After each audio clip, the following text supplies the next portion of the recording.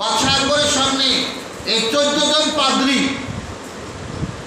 একটা গমের বীজ কতগুলি মাটিতে ফেললো।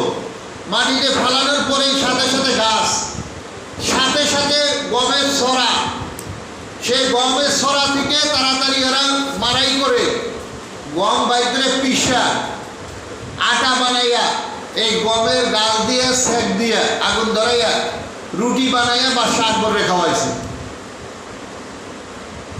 যখন বাদশাহ আকবরে খাওয়াইছে, একটা তাজ্জুব ঘটনা না, বাদশাহ আকবর সে এখন ইহুদি ধর্ম গ্রহণ করবে, পাদ্রী হয়ে যাইবগা। এই কথা যে মুজাদ্দিদ আল-ফিসানি রহমতুল্লাহ আলাইহি ওনাকে গিয়ে জানাইল যে হে মুজাদ্দিদ আল-ফিসানি রহমতুল্লাহ আলাইহি, বাদশাহ আকবর তো খ্রিস্টান হয়ে যাইতেছে গা, আপনি কিছু একটা করেন। কেন হইব? এরকম কারামত তারা দেখাইতেছে।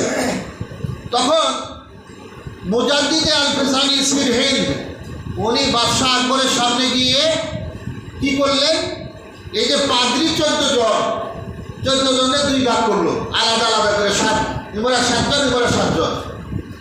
জন রাখার পরে এই 7 জনকে উনি হুকুম দিলেন, মুতু বিইজনিল্লাহ, তোরা আল্লাহর হুকুমে মইরা থাক। বলা দেরি এই 7 জন ধাপ ধাপ করে মাটিতে মইরা গেল। বাকি যে 7 জন আছে, কয় তোমরা পারো, চিন্তা করো।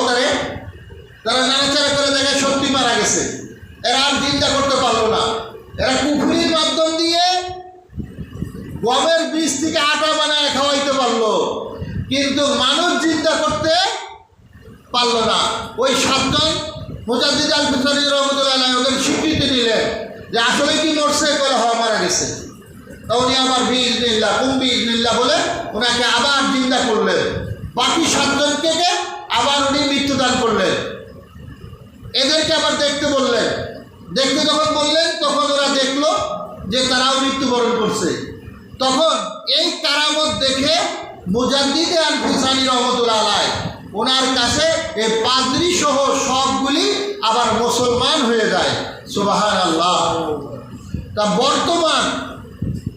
বর্তমান যারা হক আছে, হকের বিরোধিতা করবেই।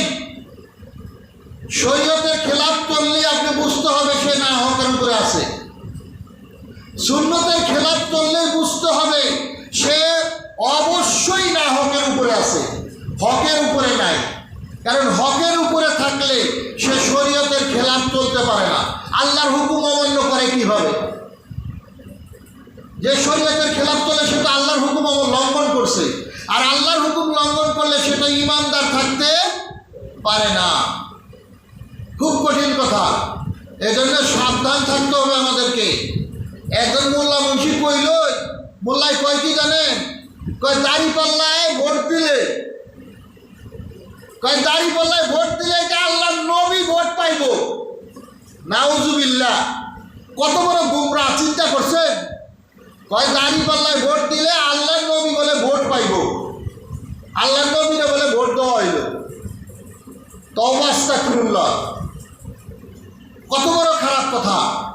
আপনি চিন্তা করছেন নিজের দলে ভিড়ানোর জন্য, সামান্য কিছু ভোট পাওয়ার জন্য আজকে এরা কি করছে, হিন্দুকে